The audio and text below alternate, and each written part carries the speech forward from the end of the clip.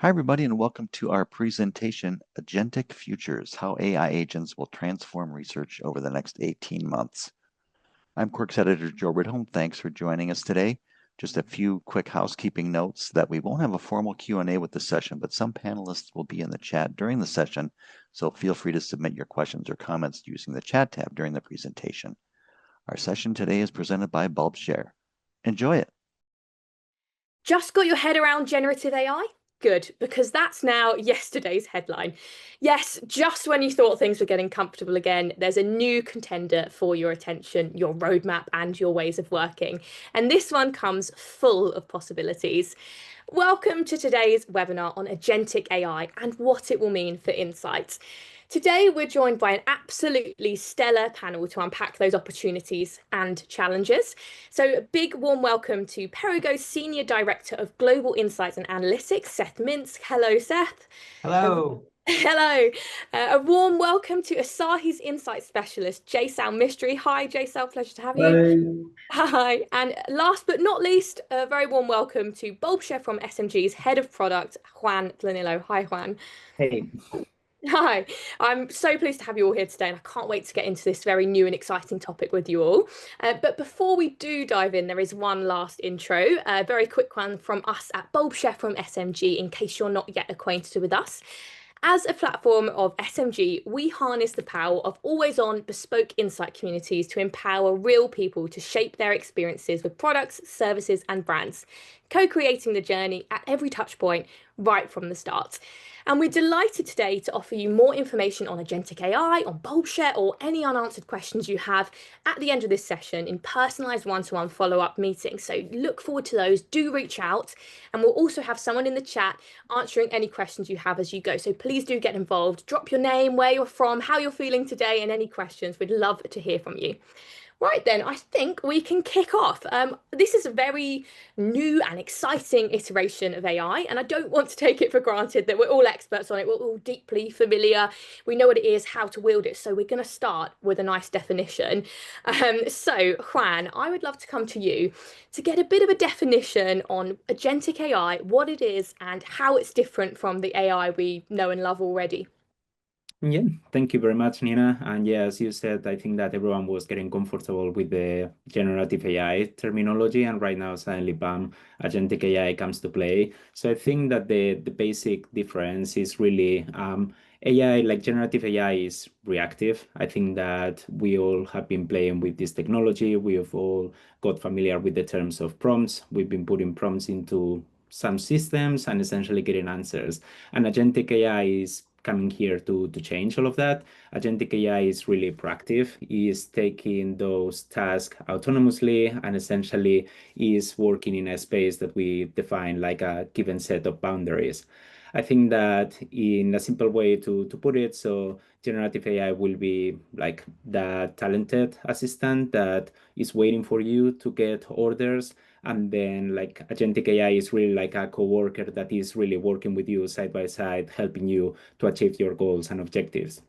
I think that in the concept of research, that is massive because essentially we are changing the way to work. And really, I think that is something that we will need to get used to and see how our workflows will evolve. Absolutely, yeah. And I love what you're saying about the sort of shift between that partner in research. Like we've gone from a co-pilot before to maybe now autopilot and a kind of a project manager, that moving beyond generation of images or analyzing data and writing scripts, whatever it may be, to actually autonomously and independently running things potentially, which is very exciting. So I imagine our minds are really buzzing with possibilities here, lots of ideas for where this could take us. So I want to capture some of those initial reactions. So I'd love to come to both Seth and Jaisal on this one for a bit of an overview of why this is so exciting for research. So Seth, I'm going to come to you first. What makes this next phase of AI so transformative for the research industry? Yeah, and I think, next phase is really the operative term. It's just the next phase. AI was not invented 3 years ago when Gen AI made such a big splash. It was a leap forward. It was a tipping point, certainly, but it's technology that we've been using for years that is continuing to evolve. This is the next iteration. So what we're really talking about is advances in, the convergence of math, and computational power that let us do, sort of more interesting, more useful things, and it will continue to evolve. So we're talking about agents now, and a couple of years from now, there's going to be some other new breakthrough that's going to, seemingly change everything that we do. But the way that I think about it is that if Gen AI helps us with the what, it helps us generate content. Agentic AI really helps us with the how. How do we bring this in to our business? How do we operationalize it? How do we really fully take advantage of it? So, after we were all blown away by what Gen AI could do the first time we saw it 3 years ago, but it was still a solid year, 18 months until we saw like the commercially available applications of it from an insights perspective. So I think agentic is really going to be key to how we scale this, to how we get tangible outcomes from it, which I think still feels a little bit difficult with generative AI to kind of tell sort of what's novelty, what's fun versus what's something which is really like a solid output that I can build my business around. But agentic is really going to be how we build workflows around the AI and really take advantage of its efficiencies and breakthroughs. Yeah, absolutely. I love that shift from what to how. And you're so right in saying that obviously AI has been around for a very long time. We're just seeing these kind of new phases and getting to grips with them. So yeah, absolutely sort of around the operation. Never mind, can't say that word for some reason. But anyway, I will pass to Jaisal. What do you think? What's sort of next with this? Well, I think from my sort of perspective of everything, there is a lot of AI and sort of research that goes on at the moment, which is very reactive. And agentic AI probably gives everyone within the sort of insight industry to become more proactive in that sense. AI that's sort of more goal oriented, which is always a really big plus with all of these things and can fit within the sort of the wider term objectives of what you're trying to do as a business, and factor that into sort of how it's working and how you're researching things. Again, sort of as Seth was saying, the transformative way in which it's meant to sort of handle some tasks that you give it and what it can handle going forwards is going to sort of massively affect timelines and whatnot. But yes, it's just very much being able to give sort of yourself as the researcher a lot more power in that sense to make a lot of those strategic decisions in that sense, which is really exciting in that way. Yeah, absolutely. Shifting into more strategic decision making, and I love what you said about being more proactive as well. And agentic AI isn't just generating insights; it's taking action based on them, which is really exciting. So, with that in mind, Seth, I'd love to come to you to understand what the impact is going to be on use cases and whether we foresee potentially entirely new use cases coming out of this. So, any thoughts on that? Yeah, so I have 3 that I want to talk about. And the first one, just following on something that Jaisal had just mentioned. So I think automating the proactivity. When I come into my desk in the morning, I have meetings, I have work to catch up on, I have emails to catch up on. I don't have the time to get ahead necessarily. And so I think automating some of the more proactive activities that are a little bit more tedious, a little bit more laborious, environmental scanning, automated discovery, automating the search for signals and bringing those to me. It doesn't mean that that's going to be, it, but if it can help lead me in a direction where, I know that I need to deep dive on items 1, 2, and 3, but not 4, 5, and 6, but if it can help surface the signals, that's really what takes a lot of time and effort. And I think that is a huge win for us. Second use case that I want to talk about, which is a little bit more tangible and specific, is from how we bridge from insight into marketing execution. Very tangibly, every morning when I come in, tell me what's going on with my brand, tell me what's going on with my category, tell me what's going on with my consumer, save me from having to spend 6 hours going down TikTok rabbit holes, help me at least a little bit separate what's noise from signal, but then give me 10 activation thought starters, which within my current brand campaign, within my current targets, are things that today, I can go out and I can build with my agency, with my automated AI content tools, and that I can place in online media for activation tomorrow. And oh, by the way, go out and automatically test that among synthetic audiences so that you're just delivering, a prioritized list to me. Again, that doesn't mean that we're going to just go take that creative that the AI generates and go out and place it without human thought to it, but it helps us execute faster. And then the third thing I want to talk about, a lot of this just really sounds like science fiction, but this is where we are. I've been hearing more and more about brands' marketing agents marketing directly to consumers' automated shopping agents. So there's this whole sort of marketplace going on behind the scenes of negotiation that will end up in purchases. And, it's interesting to think about, will I be surveying consumers' AI shopping agents rather than consumers? I'm not really sure, will this sort of automated exchange, which maybe works like some of the advertising exchanges have worked for the past 15 years, will that throw off metadata that I'm doing things with? But which of course then I would want an agent to analyze that data and tell me what's going on. So I think, there's just a lot of really interesting stuff that's potentially on the horizon. Yeah, absolutely. And I wish I had an agent to help with my emails this morning after coming back from holiday. So really like the sound of that. And what you're saying about sort of bridging that gap from insight to marketing, like one of the examples I was hearing about was, if an AI detects declining brand sentiment, like you were saying, rather than us going through TikTok and doing all the social listening, it could autonomously brief an agent to create with generative AI, then test a different ad concept and run these sort of iterative tests continuously. It's really exciting. So much opportunity, really shifting from sort of episodic and one-off bouts of insight to this continuous and potentially really autonomous research cycles. So yeah, really exciting. So thank you very much for that overview, Seth.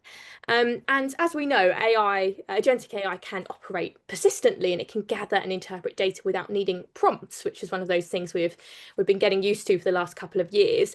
So what does this mean for our processes, I wonder? So Jaisal, I'd love to come to you on this one. How will our ways of working change in light of this new sort of iteration of AI, and what are the practical implications? I think one of the things that is sort of been surfaced with what Seth and yourself have been talking about is a lot of time, and the time frame that it takes to do a lot of research, and be it through scraping or surveys, and being even just recruiting a database of people and whatnot. And agentic AI will help reduce a lot of that time down and the time it takes to do all those things. So I think the first hand example of how process will change is that things will be a lot faster than they were before. I think the next thing that you're thinking is that this agentic AI is going to be always on in how it works, where if you are scraping for trends and whatnot and for getting an overview, it's able to provide those insights, provide, suggestions of what you might need. So you, as a sort of an insight worker or stakeholder, can then make a lot of those strategic decisions and strategic planning sort of off the bat of things, and enabling yourself more time to do those things and sort of work in the ways that you probably would enjoy to work more and become more of an orchestrator and a strategist instead of someone who's sort of processing data is a really big plus. And I think having that time back to do some of the thinking skills that a lot of people have basically been employed for and what they specialize in is great. The other thing with how agentic AI works is, I think, and that excites me, is some of the ways that it can probably react with the consumer, especially if you're doing sort of surveys and whatnot. And the way that it can ask follow-up questions in research is really interesting. I think if you've got a way that you've got a survey, you're oriented towards your goals, and you put the right sort of frames and sort of stakes on the AI, it's able to ask follow-up questions or automatically within a survey when someone's asked something. And I think being able to gather insights from that, which you may not have already considered in the first place, is really useful. But having that already there and maybe having that as an expectation is a really good change in process in that sense. I think there's ways in which your processes change where sort of the time frame obviously becomes shorter, but how you then think it becomes very different as well. So the ways that you want to work in your sort of skill set will change from being someone who is potentially very good at Excel, but then being someone who is very good at prompting AI to be good at Excel. So it's all of those sorts of things where there's maybe some soft skills that we need to learn, how to speak to AI properly and whatnot too. So there are sort of minimal ways, and also some major ways too. Yeah, absolutely. Quite liberating what you're saying around the creation of hopefully more time to do the things that you set out to do, that strategy, and we'll delve into that in a little bit more detail in a second. But yeah, absolutely, this kind of shift from static reports to this kind of living, breathing ecosystem of research that's always on, like you say, that's more continuous, and allowing us to get deeper with the consumer to those follow-up questions, that probing. So yeah, loads of opportunity, and absolutely it can we can shift from prompting the tool at these individual stages to seeing this more full cycle research that's running from survey design and deployment all the way to analysis and reporting. It's potentially all without human input is the thought, I suppose. So let's kind of dive into that. What does this mean for human researchers and for our jobs? I'm sure this is something we all want to understand more. And also, a big question, for qual research especially, which is so hinged on human understanding and empathy, how will we see that evolve? So, Seth, I'd love to come to you on this one and kind of dive into how the role of the researcher will change when we can kind of run research on autopilot, presumably. And how do we upskill and future-proof our roles in light of this? So we've been going through a long-term transition in what it means to be a researcher anyway. This is really just another evolution. When I started my career, the role was market research or custom research, and very focused on executing primary research. We've seen primary research become a little bit less important. We've seen the time and the effort needed to go into primary research be cut with automation, with platforms, with DIY, and the profusion of different types of data sources really evolved the consumer insights role anyway to one of data detective and storyteller, and somebody who's a co-equal business partner with the brand team in driving the business forward. So, we don't have that many catty phone interviewers anymore. We don't have that many punch card programmers anymore. There's constant shakeup in roles in our industry and in every industry. So I really think that agentic AI is the next level of the tool set that AI has started to introduce that helps us become faster in matching the speed of the business, deeper at the same time. And agents really are a force multiplier. We're all being asked to do more with less. Agents will let me be in multiple places at once. My biggest barrier to really getting the right real-time input into my business to affect business decisions is time. And so the more that can be delivered to me, that cuts down on the Excel work, on the time I have to spend scrolling through things, that lets me jumpstart my thought process to get to what does this mean and what do I tell the business to do, is a good thing. And so if an agent can deliver that all to me so that I can get to the provocative thought starters that I can build on, then I think that that's a positive evolution.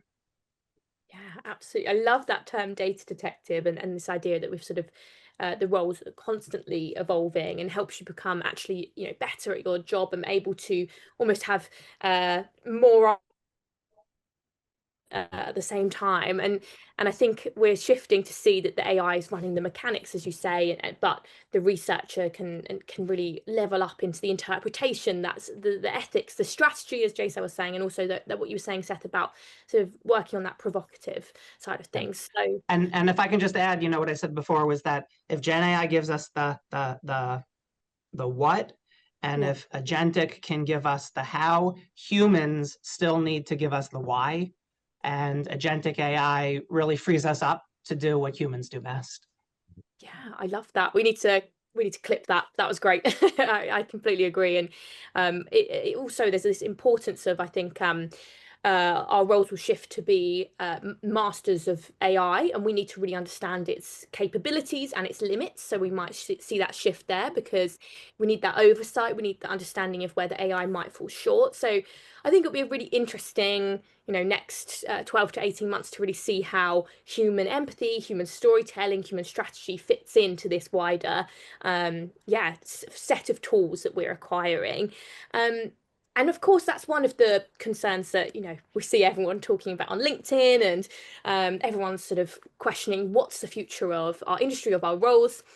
But there are lots of other concerns and considerations I'd love to dive into here as well. So I want to get into what the watch outs are. So the question is, what are the challenges to implementing agentic AI in our work? I would love to come to Jaisal first, then go to Seth on this. So Jaisal, if you could kick us off with, what keeps you up at night with agentic AI? What are the concerns here? Well, I think there's a few, but I think there's some general concerns with AI that are probably very common across businesses in the way that we implement them. And I think as AI becomes more integrated within our working society, that will slowly be ironed out in each form. And as AI develops, we will then probably have sort of the same concerns and the same ethical concerns, but we'll be able to answer those better. I think one of those is probably that AI can only be as good as what it's working with. So if you're integrating AI with your own sort of system, your own data, there's always some challenges there. There's maybe other challenges in terms of how much you can trust something from AI, and how much then you're able to sort of present something back to either stakeholders or to the rest of the business. How much will people believe that AI is sort of telling you the right thing and AI is providing the right prompts? So that's where sort of Seth is right. You need the human interaction of the why, or the human inputs, to be able to control what it's doing. I think the other thing from my side, when we're sort of thinking about qualitative data and consumer interviews, is if you do give AI sort of its own power to have sort of the opportunity to answer follow-up questions where you're sort of researching towards a goal in that sense, you don't have the power to control what AI says unless you put the right guardrails on and you're able to control that. And you don't know if, say, a consumer's been going into an interview and there's potentially something negative the AI may sort of come up against. And these are all sort of, I guess, things that will probably be answered over time, potentially by another AI agent that can control this. But yeah, there's things that will sort of be raised in that sense. Yeah, absolutely. I totally agree on that point of trust and sort of stakeholder buy-in as well, and putting in the right guardrails in place. But also what you're saying around, what we feed into it's only as good as what it's got. It kind of comes back to what Seth was saying, in this kind of loop of AI feeding on AI again. So yeah, lots to unpack there. And Seth, anything you would add in terms of challenges, concerns, considerations? Yeah, I have just three quick things. Some of these will build on what Jaisal had said. Number one, how much control am I comfortable giving up to the technology? And then hand in hand with that, as I'm designing it, not only what are the guardrails and how do we program those guardrails, but where do I make sure, even if it's a little bit inefficient for the automation workflow, where am I making sure that the human is inserted? So that's number one. Number two is this is going to have implications around fundamentally redesigning business workflows. It's not just building an insights agentic workflow. It's then, there's output that fits in with something else. And if I am, as an insights team, am able to deliver, go from insight to validated innovation concept, instantaneously, overnight, whatever that is. But if my product development cycles are still 36 months, what does that mean? Or if my creative cycles, are still 6 to 8 months, sort of what does that mean? Do I really even need to be doing that? Kind of how does that mesh together? And then just the only third thing, the thing that I wanted to add around the input data, we know AI is only as good as the data that feeds it. And I think part of our role evolves a little bit to data curators, where we're making sure that we're continually feeding fresh and relevant data into our AI algorithms. What do we need to do to keep back testing our data to make sure that the data is still up to date? When we need to add more data into our algorithms, how are we doing that? And I think that the role of custom research changes a little bit from going out to do research to answer questions to going out to do research to generate a data set that's going to feed into the AI algorithms. Yeah, absolutely. So many considerations as we enter this sort of brave new world. And you're totally right about this idea of like, how do we make sure that the data is fair, is current, is relevant, is up to date? How are we feeding that? What are we feeding it with? We've got to be asking those big questions like, who's responsible for AI's decision making? How much control can we give up? Yeah, I totally agree. So there's lots to be working through, and as you say, sort of bringing the whole business along on the journey and doing that change management and making sure that sort of everyone's working at the same pace. So thank you very much for sharing all of those considerations. Now, one of the things I'd like to address while we have the time is the impact on roadmaps and sort of what this means for product and the future. So we've got Juan here, luckily, to help us unpack that. And so, Juan, how are we prioritizing AI in our roadmap, and what is the impact of agentic AI on sort of future planning for products? Yeah, so I mean, I think that AI has been something that Bulbshare always has been at the forefront, and we've been always looking at innovative ways to use AI. So I think that whenever the tools from OpenAI were deployed into the market, we were one of the first ones to test. We were on partnerships with Microsoft, with OpenAI into all of this journey, and really we are right now going into the next step in our roadmap, having AI like front and center. Whenever we are developing a roadmap that includes AI, you need to think about like what are the key pillars, or essentially what is going to be anchoring your roadmap. So for us, it's really about efficiencies. I think that everyone has said like doing things faster is something that everyone is always after. We also right now more and more are looking at a roadmap that is an agentic roadmap that is autonomous. So we are seeing this element of AI doing things on our behalf, even whenever we are not looking at. So this means like agents that can operate independently, but still like keeping that human in the loop that we are saying that is like really, really important.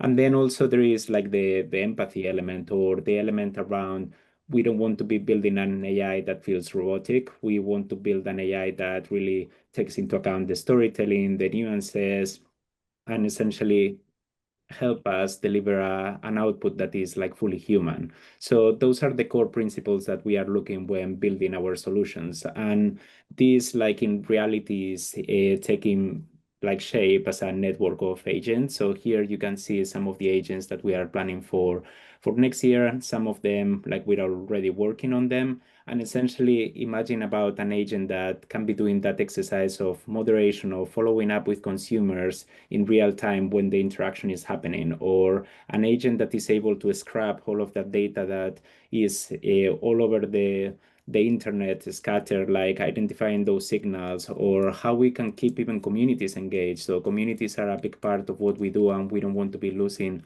those individuals that are actually experiencing our product. So we want to build an agent that keeps the community happy, healthy, and engaged at any point.